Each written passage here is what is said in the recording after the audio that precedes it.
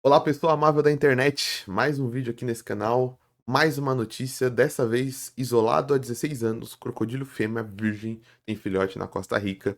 Uma notícia que repercutiu muito nas redes sociais na semana passada e que eu vou comentar aqui agora e vou usar isso como desculpa para falar um pouquinho sobre biologia e reprodução. Mas antes, sempre ser um antes.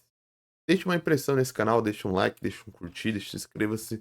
Estou tentando bater 100 a 200 inscritos nesse canal, ajuda muito o meu trabalho e ajudaria muito se você pudesse se inscrever e divulgar o meu trabalho ou deixar qualquer impressão aqui, comentário, um like, um dislike, o que seja, já me ajuda muito, não custa nada para você. Eu serei eternamente grato. A notícia que eu achei foi lá da CNN, né? Só que aí, o que acontece?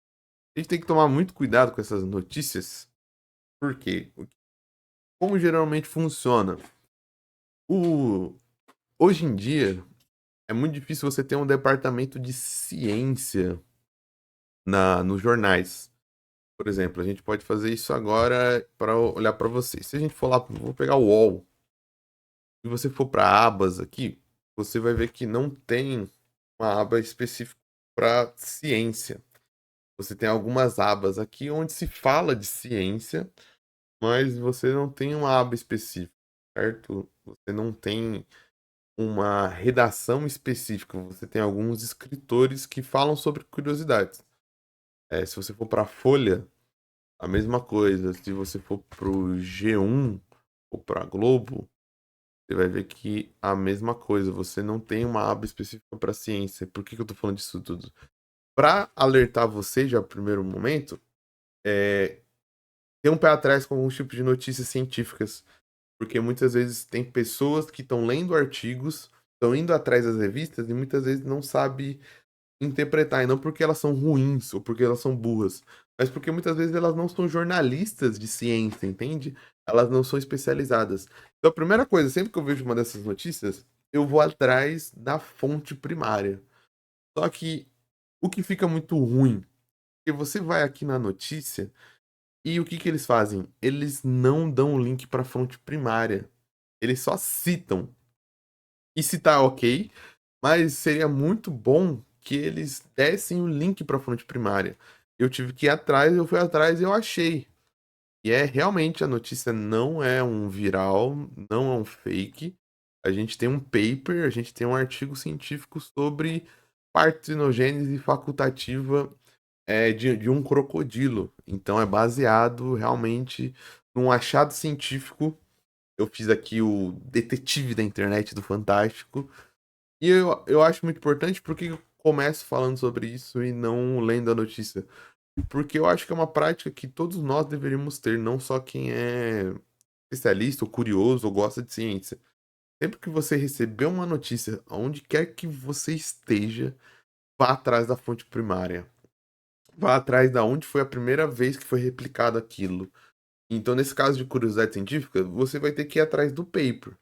E, e talvez você não consiga ler e não consiga entender o paper, mas só de saber que existe realmente um artigo já te dá mais tranquilidade para repassar aquela notícia.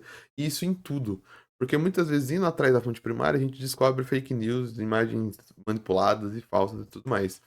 E nesse caso aqui existe mesmo o artigo, eu não vou ler o artigo aqui, porque ele é gigante, tá em inglês, e meu inglês é aquele inglês que eu consigo ler e entender, mas eu não consigo ler para os outros e nem consigo explicar o que eu entendi.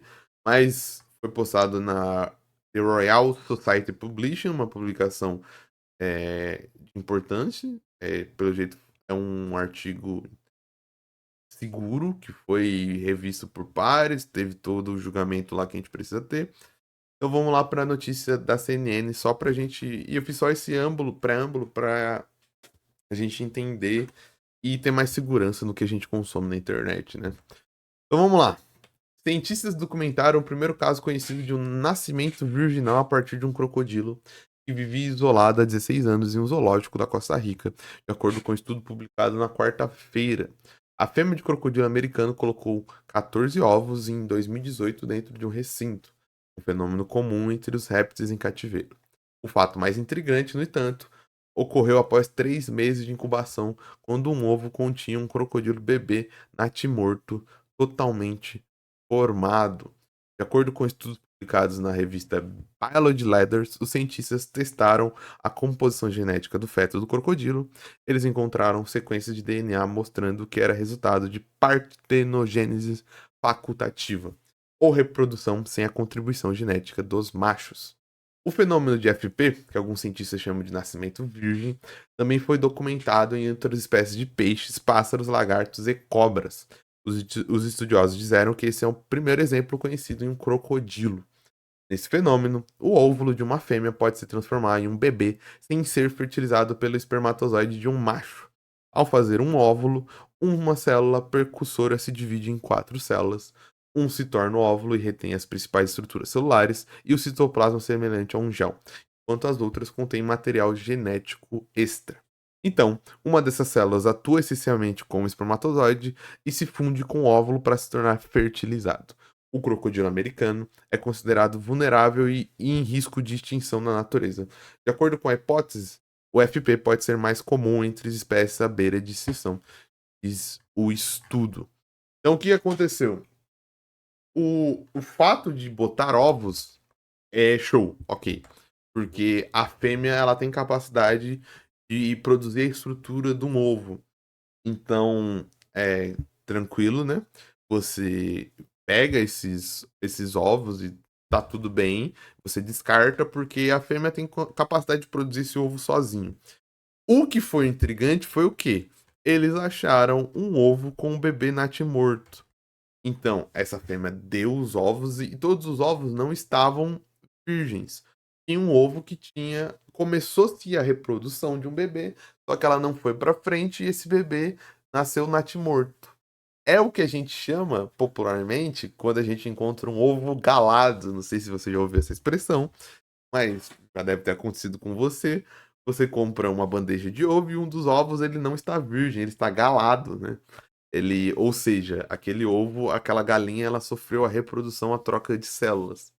Então, o que basicamente foi isso? Os cientistas acharam um ovo que tinha um bebê natimorto, só que, diferente do nosso ovo galado, essa fêmea não teve contato com o macho. Essa fêmea virgem, entre aspas, porque ela tá num cativeiro. Então, basicamente, a hipótese é de partenogênese. Por que é uma hipótese? Porque para se comprovar. Não, a hipótese de partenogênese, só que não sabemos ainda por que aconteceu, né? Uma das hipóteses aqui foi de que o cara falou. Deixa eu ver, deixa eu ver, deixa eu ver, deixa eu ver. Falou sobre uma hipótese aqui, né? Acordo. Falado sobre hipótese aqui, eu perdi essa parte da hipótese. Quer ver? Deixa eu pesquisar. Hipótese. De acordo com a hipótese, CFP pode ser mais comum entre espécies à beira de extinção. Então, a hipótese é que, como espécies à beira de extinção não conseguem reproduzir, e uma das hipóteses é que eles procuram uma maneira de se reproduzir, e esse crocodilo está em risco, em ameaça de extinção, provavelmente foi isso que aconteceu. Por quê? Infelizmente, a gente, nem no artigo e nem na matéria, a gente ainda tem dados suficientes. E essa é a parte triste desse vídeo. Porque muitas pessoas podem clicar achando que vai ter respostas. E a verdade é que a resposta mais sincera no momento é: não sabemos. Não sabemos o porquê que aconteceu isso. Só sabemos que foi um fenômeno novo. E a gente vai ver porque, às vezes, o que pode acontecer também. Esse artigo ele é muito importante porque às vezes é uma coisa que os pesquisadores dessa espécie de crocodilo não observavam, não olhavam. Então, a gente tem vários caminhos que podem ser direcionados daqui. Primeiro, pode ser que seja uma mutação dessa fêmea específica, pode ser uma hipótese. Segundo, pode ser que, por não estar olhando isso, talvez tenha uma incidência de partenogênese nessa espécie. A gente só não observava e não reparava porque a gente não esperava isso. E terceiro, pode ser várias outras coisas. Na verdade, o terceiro é 3, 4, 5, 10, pode ser várias outras hipóteses. Esse artigo só serve, na verdade, para a gente abrir os olhos a gente, humanidade, e começar a observar mais de perto, porque muitas das vezes a gente não achava que não era possível e nem observava. Agora, outros pesquisadores ao redor do mundo vão observar fêmeas sozinhas e talvez vão achar mais indícios ou não. Isso que é o triste da ciência, porque a gente não pode falar com certeza o que aconteceu. Mas vou usar isso como exemplo para a gente falar sobre reprodução. A partenogênese, ela é um dos tipos de reprodução que a gente tem acesso à natureza, não é algo novo. É algo novo para essa espécie. Mas existem espécies que usam isso desde sempre, como por exemplo as abelhas. Então, a gente tem dois tipos de reprodução, né? A gente tem a reprodução assexuada e a reprodução sexuada. A reprodução assexuada e sexuada, o que diferencia isso? A troca de células sexuais. Não é o ato sexual. A gente pode achar que tem a ver com o ato sexual, mas não é. Um organismo para fazer reprodução sexuada nem precisa encostar no outro necessariamente. A gente tem uma série de organismos que não encostam no outro. Na biologia, sexuada tem a ver com troca de células sexuais. Como vai haver essas trocas? Depende da espécie, do gênero, da família e do tipo. Nós, por exemplo, seres humanos, realizamos essas trocas sexuais através de uma atividade física chamada coito, né? Ou chamada popularmente de sexo. Mas na natureza a gente tem inúmeras maneiras de haver essa troca sexual entre os organismos. Inclusive, as plantas fazem troca de células sexuais. Então, não é algo específico ao contato físico, entende? E a gente tem os tipos de reprodução assexuada, onde não há esse tipo de troca de célula sexual.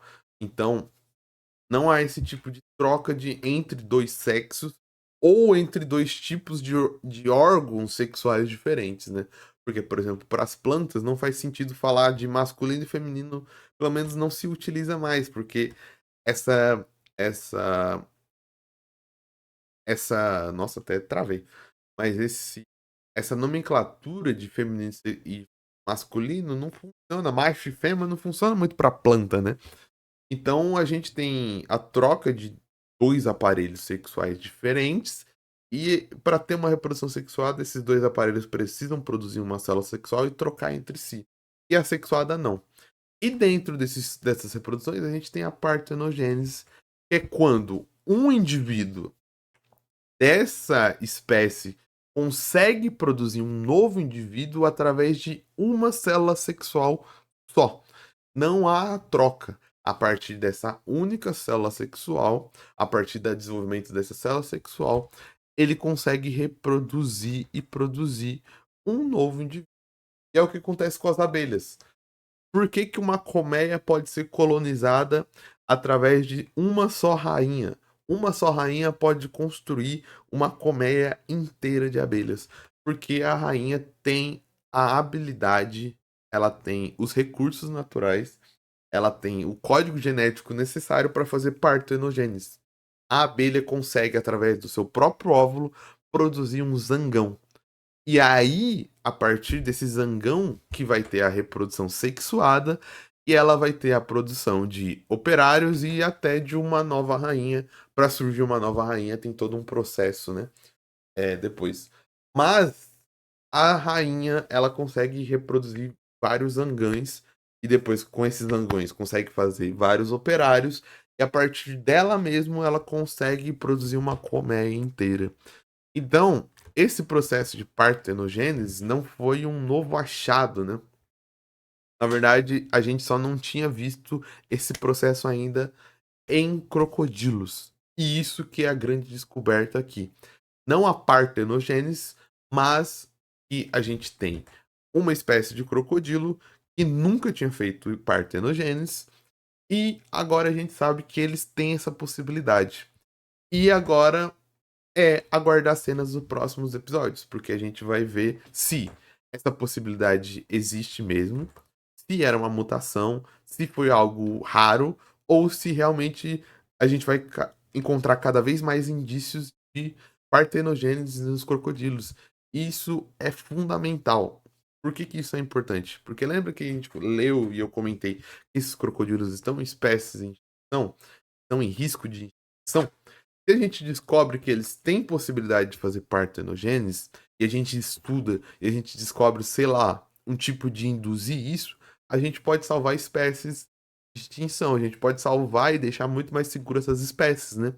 Porque se os cientistas descobrirem que tem um jeito de induzir a fêmea, tem um ambiente ótimo, um ambiente específico para essas fêmeas desenvolverem a partenogênese, a gente pode construir esse ambiente, a gente pode induzir isso para essas fêmeas, elas podem começar a produzir a partenogênese e a gente salva uma espécie que estava ameaçada de extinção através desse mecanismo de reprodução. Mas isso tudo é uma hipótese. A gente precisa aguardar cenas do próximo capítulo. E quando essas cenas desse próximo capítulo saírem, vai ter vídeo aqui. Então, para isso, para você acompanhar as cenas do próximo capítulo, não se esquece daquele like, do se inscrever, do curtir, do compartilhar, do dislike, de qualquer tipo de engajamento, mas principalmente do se inscrever. Eu vou ficando por aqui. A gente vai ficar. A gente. Nossa, eu estraguei. Eu fiquei tão ansioso com a notícia e com o que eu falei sobre salvar o crocodilo que eu me embolei todo. Mas você sabe, né? Eu vou ficando por aqui. Até a próxima.